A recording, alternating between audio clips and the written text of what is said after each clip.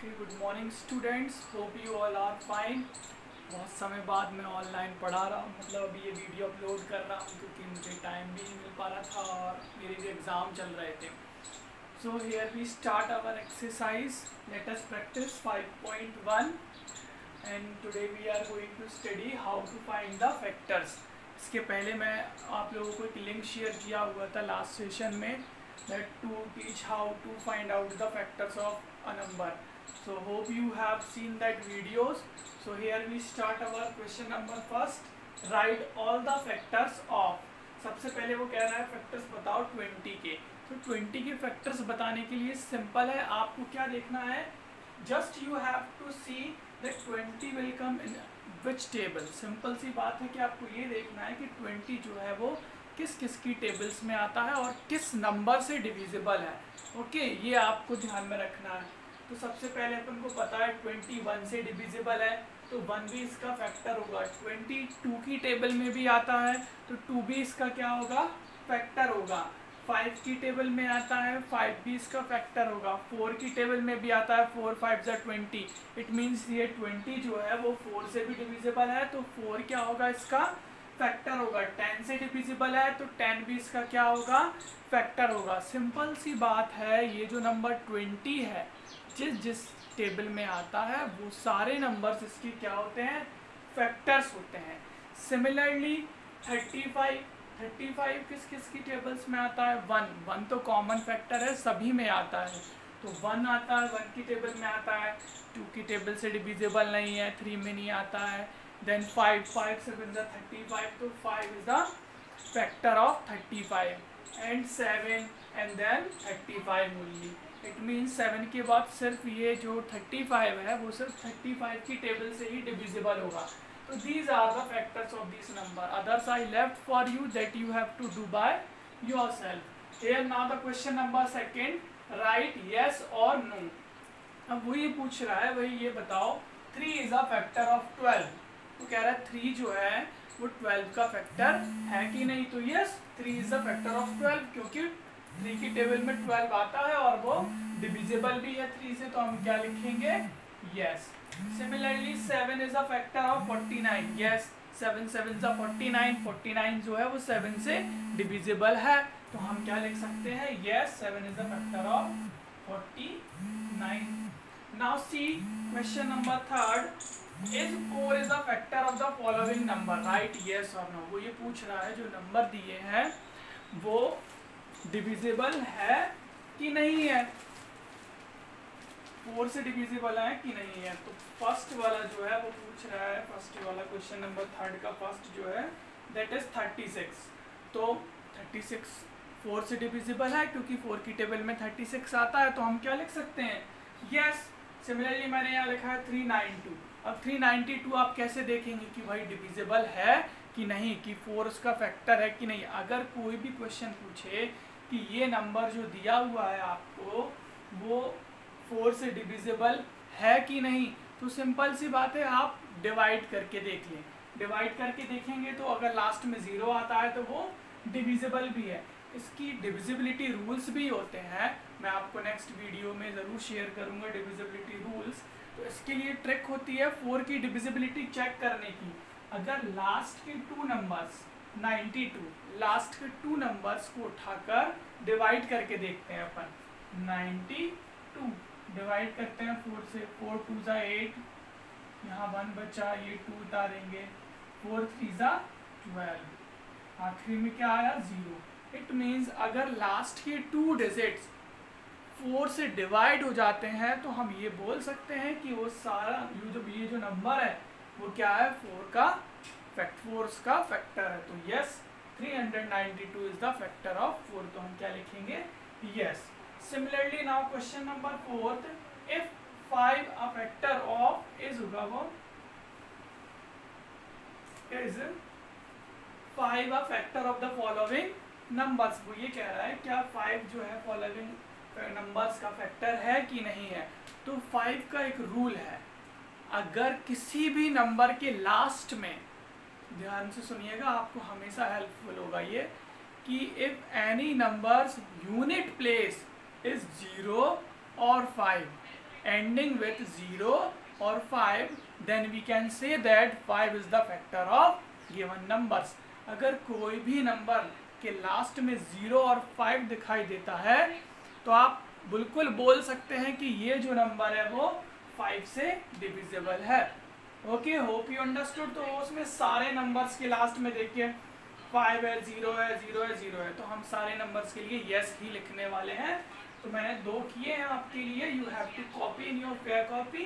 Yes, 5 is a factor of 75 and 5 is a factor of 90. क्योंकि मैंने क्या बताया, 5 की डिविजिबिलिटी किसी भी नंबर के लास्ट में 0 या 5 होता है तो वो नंबर 5 से डिविजिबल होता है और वो 5 का फैक्टर भी होता है.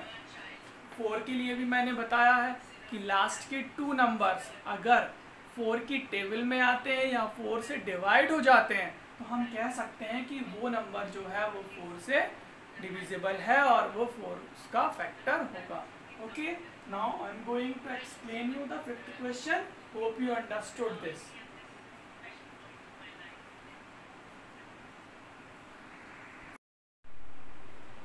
So student, here the question number 5th. Find out all the factors of 36. 36 किस किस का फैक्टर है ये बताना है.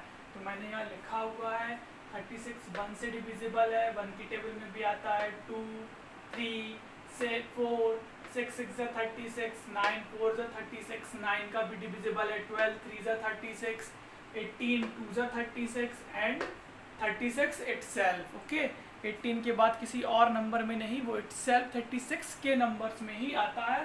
तो these are the factors of 36. और आप डिवाइड कर करके भी देख सकते हैं. There is a no problem to find out the factor. Similarly 101, 100, 100 also the factor of 1, 2, 4. 4 से भी डिविजिबल है, 5 से डिविजिबल है. जब 100 को 5 से डिवाइड करेंगे तो अभी आपको आंसर मिलेगा. देन 10 की टेबल में भी 100 आता है. 20 की टेबल में भी आता है. 25 जा 25 4 जा, then here 52 जा and the number 100 itself. And here the question number 6, write the given number in proper place. यहाँ पर वो कह रहा है इस ये वाले जो एरिया है यहाँ पर आपको लिखना है 24 के फैक्टर्स इन नंबर्स में से चूज करके. ओके, इसमें से चूज कर कर आपको यहाँ लिखना है. यहाँ पर आपको लिखना है फैक्टर्स ऑफ 36. तो सबसे पहले फैक्टर ऑफ 24. इसमें देखेंगे 24 किस किस नंबर से डिविजिबल है. तो सबसे पहले तो 2 से भी डिविजिबल है तो 2 लिखेंगे. 3 8 जा 24 होता है, 3 से भी डिविजिबल है. उसके बाद 4 6 जा होता है तो 4 से भी डिविजिबल है. 6 से भी डिविजिबल है, 6 4 जा 24. 8 से भी डिविजिबल है, 8 3 जा 24. 12 से भी डिविजिबल है, 12 2 जा 24. नाउ 18 की टेबल में 24 आता नहीं है, इसलिए 24 और आ जाएगा यहाँ पर. तो these are the factor of 24. Now इस वाले जो सर्किल है इसमें क्या लिखना है, फैक्टर्स ऑफ 36. तो सिंपल 2 की टेबल में भी आता है 36, डिवाइड करेंगे डिविजिबल हो जाएगा. 3 की टेबल से भी डिविजिबल है. ओके, नाउ 4 9 जा 36, 6 6 जा 36. एंड देन 8 की टेबल में नहीं आता है. 12 3 जा 36, तो 12 is also the factor of 36. Then 18 is all the factor of 36. 18 2 जा and then 36 itself. Okay, now अब ये जो बीच वाली जगह है यहाँ पर वो कह रहा है फैक्टर्स ऑफ बोथ. मतलब ऐसे फैक्टर जो दोनों में कॉमन है वो बीच में लिखना है. तो हम देखते हैं, देखो 2 और 2 ये भी है तो यहाँ पर 2 कॉमन है.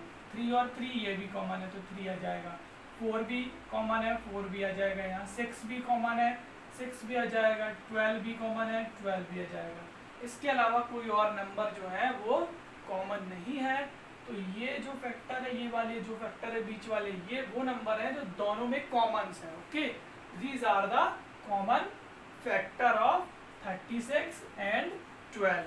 36 और 24 एंड 36. तो ये जो नंबर है दोनों वो 24 और 36 की टेबल्स में दोनों में आते हैं. 2 3 4 6 12. Hope you understood this exercise. We are going to study the next exercise 5.2.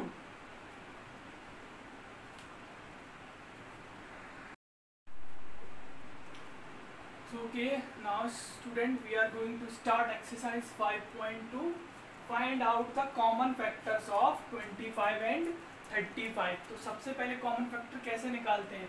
सबसे पहले हम लिखेंगे 25 के फैक्टर्स क्या है, 1, 5, 2, 5. Okay, these are the factors of 25. It means 25 किस किस की टेबल में आता है, सॉरी 1 की टेबल में, 5 की टेबल में एंड द 25 इटसेल्फ. इन तीनों के अलावा किसी भी टेबल से 25 डिविजिबल नहीं है. Similarly 36 come in the table of 1, 5, 7 and 35. अब हम ये देखते हैं कि दोनों के फैक्टर्स में, इस वाले फैक्टर्स में और ये वाले नीचे वाले फैक्टर्स में कॉमन कौन सा फैक्टर है कि दोनों के फैक्टर्स में आ रहा है. तो वो कौन सा है, 5. तो हम क्या लिख सकते हैं, so the common factor of 25 and 35 is 5. Similarly मैंने बी वाला किया है 18 एंड 9. सो 18 का जो फैक्टर्स है वो कौन कौन से, 1, 2, 3, 6, 9, 18. इट मीन्स 18 1 की टेबल्स में भी आता है, 2, 3, 6, 9 and 18. And the factor of 9, 1, 3 and 9. अब ये देखना है कि दोनों में कौन सा नंबर है जो कॉमन है, दोनों के फैक्टर्स में आया है, वो कौन सा नंबर है, 3. तो हम 3 को सर्किल करेंगे और क्या लिखेंगे, here the common factor of 18 and 9 is 3. Hope you understood this, how to find the common factors.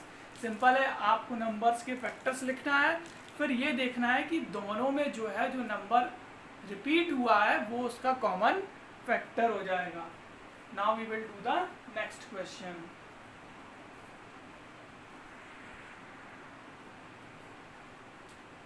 Here the question number C, that is 11 and 17. तो सबसे पहले हम 11 के फैक्टर्स लिखते हैं. 11 के फैक्टर्स क्या है, 1 की टेबल में आता है 11 और itself 11 की टेबल्स में, एंड द 17 1 की टेबल में आता है और 17 की टेबल में. तो अब ये देखिए दोनों में कौन सा नंबर कॉमन है, 1. तो यहाँ क्या हो जाएगा, common factor of 11 and 17 is 1. Understood? Now D1C, 16 and 12. तो सबसे पहले हम क्या करेंगे, 16 के फैक्टर लिखेंगे. 16 के फैक्टर क्या होते हैं, 1, 2, 2 8 16. फिर उसके बाद क्या होता है, 4 के बाद 16 8 की टेबल में आता है, देन 16. ओके, नाउ द 12 के फैक्टर्स क्या है, 1, 2, 3 4 12, 4 3 12, 6 2 12 एंड देन 12 itself. अब इसमें देखो कौन कौन से नंबर्स कॉमन है. ये देखो कॉमन है 1. तो नॉर्मली सबका कॉमन फैक्टर्स होता है, तो आप क्या लिख सकते हैं, common factor of 16 and 12 is 1 and 2.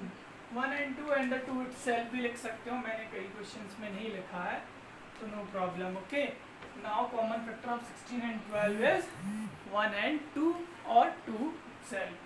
Okay, understood? These you have to copy in your fair copy.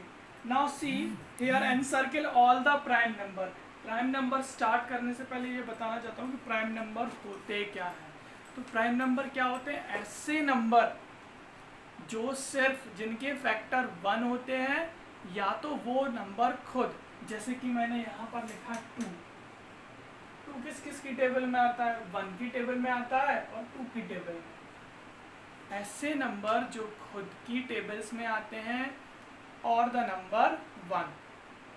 It means prime number a number which has only 2 factors, the number itself and 1. It means 1 or the number itself. अब जैसे 17 के factors क्या होते हैं, 1 and 17. 13 के factors क्या होते हैं, 1 and 13. 23 का फैक्टर्स क्या होता है, 1 and 23. तो these are the prime number, ऐसे नंबर जो जिनका फैक्टर 1 होता है और वो नंबर खुद होता है उसका फैक्टर्स, इसके अलावा उसके कोई दूसरे तीसरे फैक्टर्स नहीं होते. The number which has only 2 factors the one and the number itself, we can say that is a prime number. अब composite number क्या होते हैं?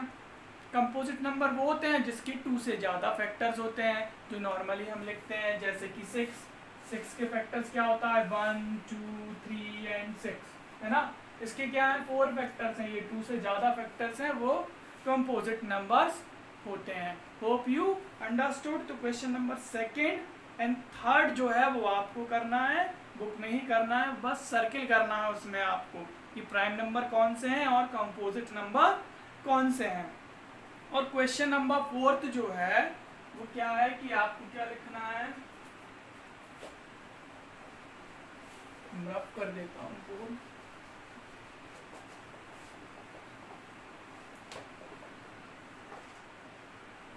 क्वेश्चन नंबर 4 जो है वो है right all the prime number, right all the prime number, right all the prime number between 1 and 20. वो कह रहा है 1 और 20 के बीच में जितने भी प्राइम नंबर है वो लिखना है. तो कितने होंगे, एक तो पहला तो 1 है, 1 जो है वो क्या है प्राइम नंबर नहीं होता. एक बात हमेशा याद रखना, 1 is neither prime neither composite. 1 को जो है वो यूनिक नंबर कहलाता है. तो 1 जो है वो क्या है, ना तो प्राइम है ना ही कंपोजिट है. तो 1 प्राइम और कंपोजिट दोनों में नहीं आएगा. तो कौन कौन से प्राइम नंबर होंगे 2 3 के बाद क्या होगा 4 तो होगा नहीं, 5 होगा, फिर 5, उसके बाद 7, उसके बाद क्या होगा 11, फिर उसके बाद 13, फिर 17, फिर 19. ओके, तो these are the prime number between 1 and 20. Similarly आपको 5th वाले में कॉम्पोजिट नंबर लिखना है, वो भी आपको पेयर कॉपी में ही करना है. क्वेश्चन नंबर 5, ठीक है, उसका सॉल्यूशन लिखना, क्वेश्चन लिखने के बाद आंसर लिखना है. Okay,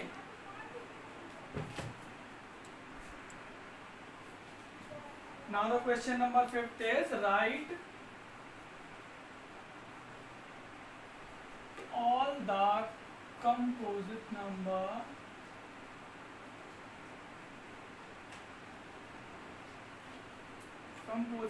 between 30 and 40, between 30 and 40. 30 और 40 के बीच में कंपोजिट नंबर लिखना है.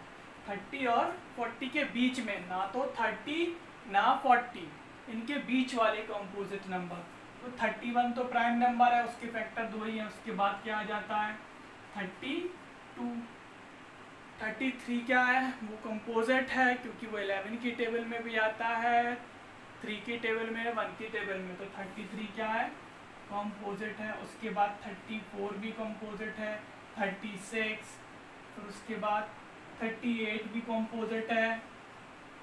तो these are the, and then 39. so these are the number between 30 and 40. These you have to write in your fair copy. We will start the exercise 5.3. hope you understood this exercise now. 5.2 बहुत आसान है. Composite और prime number मैंने बता ही दिए हैं. Prime number वो होते हैं जिसके फैक्टर्स 1 और वो नंबर खुद होता है, वो प्राइम नंबर होते हैं. और कंपोजिट क्या होते हैं, जिसके 2 से ज़्यादा फैक्टर्स होते हैं. जैसे 4 हुआ, 4 1 की टेबल्स में भी आता है, 2 की टेबल में भी और 4 की टेबल में. तो इसमें 3 फैक्टर हो गए. तो we can say that 4 is a composite number. Okay, now we will start the exercise 5.3.